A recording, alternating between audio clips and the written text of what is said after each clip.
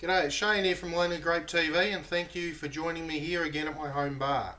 But more importantly, thank you for helping me spread McLaren Vale wines to the world. Today, two wines as per usual, but a little bit of a twist today. I've got a Grenache from the Barossa Valley for my trip to the Collective Barossa, so a big hello to the Collective Barossa team, and a local McLaren Vale Grenache. And I thought it might be interesting to try the two different wines.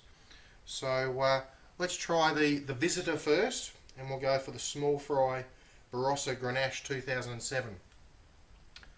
So I got this from my recent trip to the Collective Barossa, which is a brand new cellar door opened in Tanunda, which is looking at, has 4 different small wineries, family-owned wineries that are trying to come together to put something as a cellar door in the Barossa.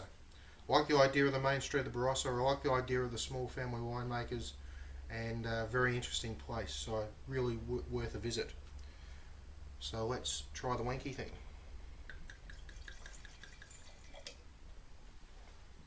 Now, I didn't try this wine when I was there, so I'm looking forward to this immensely. Already I'm getting aromas coming through there. First thing I see, I don't know if you can pick it up, is quite a light wine in colour, but those aromatics are very, very strong.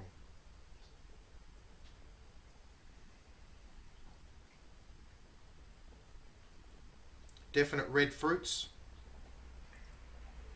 which of course one would expect from Grenache. These are from small dry grown Grenache grapes, I believe.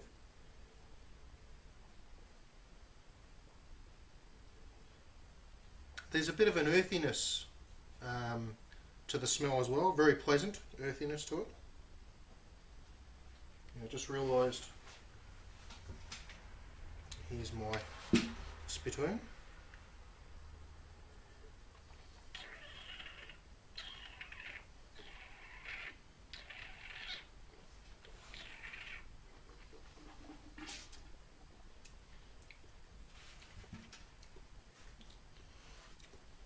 There's some really good tannin here. That tannin coats around the cheeks and the side of the tongue quite nicely. Those red fruits really shine through. That earthiness, and it does still have quite a long feel. There's a slight, ever so slight bitterness on the back of the palate, which I don't think is from the alcohol. Let's see. Well, it could be alcohol because it's 16% alcohol. Dry grown bushvine Grenache.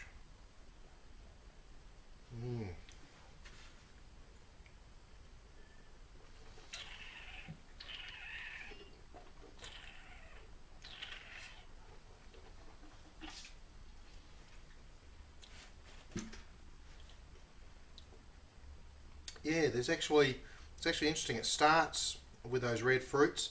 There's just a hint of black fruit, like blackberries, and then goes into the tannin finish.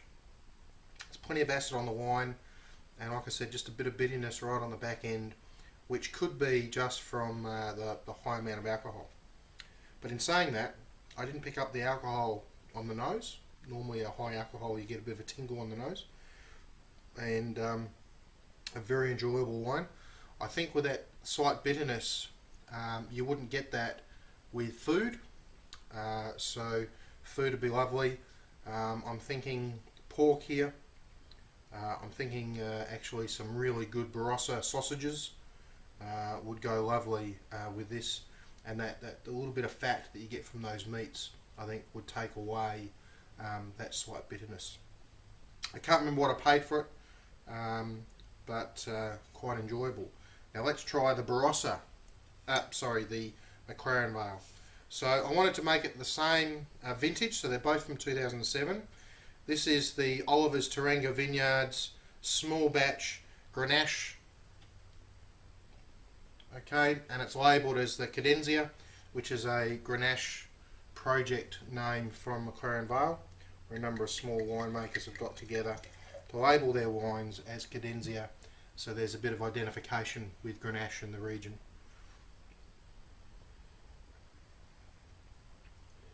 Well, that's very, very different. Very different. Those red fruits again, but there's a bit of an uplift there. There's a bit of rose water, perfumey, a little bit of perfumey.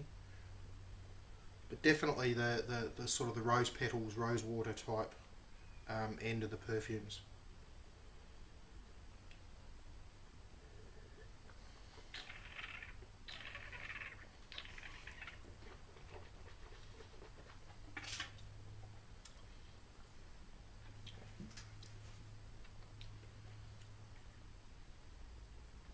Very enjoyable, highly enjoyable. I know I've had this wine before, and I'm trying to remember if I actually did a video of it before, but it doesn't matter. Those red fruits come through lovely, slightly lighter than the Barossa fruit.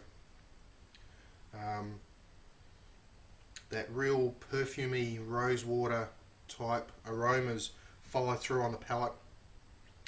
There's no bitterness at all. There is some good tannins to this wine. Again, the side of the mouth, side of the tongue coated. Just lovely.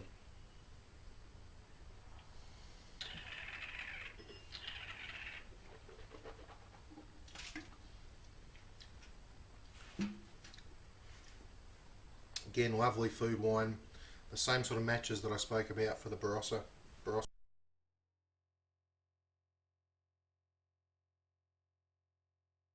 I thought not only would I give these wines a little bit more time to breathe, but I've just had lunch, so I've got some fats around the mouth, had a sausage roll, so I thought I'd give it a try and see what difference it made having that. So this is the small fry. Now the nose has changed somewhat. It's there's almost a sweet fruit character coming through, and the rose petals that I spoke about before.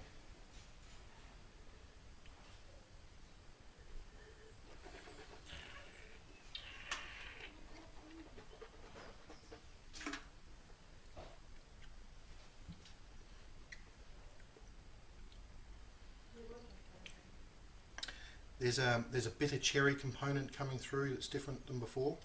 The wine's definitely opened up a bit, so that straight away says that the 3/4 of an hour to an hour that I had it open before wasn't enough. There still is that little bitter component on the back end that I thought might have gone with some of the fats that would still be in the mouth from having my lunch.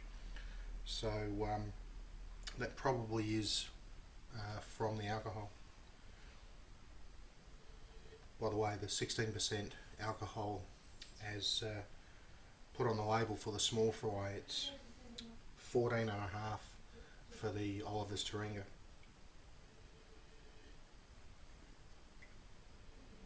If anything here, the aromas are a little bit more intense. Again, still that red fruits. There's a little bit more cherry involved this time, not the bitter cherry that I was getting from the small fry. Quite lifted.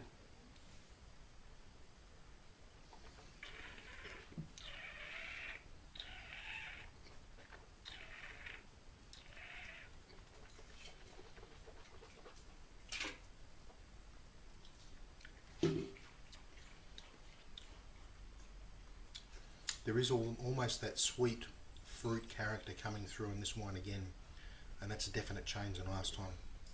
Those fruits are lovely. As per the nose, that cherry component's really coming through, that red cherry. All those red fruits that I mentioned before are coming through, and it's just a little bit more balanced with the tannins and the wood tannins. Not over oaked, neither of them are over oaked. Lovely wines. So I just thought I'd be fair, try after a bit of food, and the Cadenzia, Oliver's Taringa's Cadenzia Grenache 2007 came out on top still after that. So, thank you very much for checking us out on Lonely Grape TV. Have a great week, and I'll see you next time. Bye.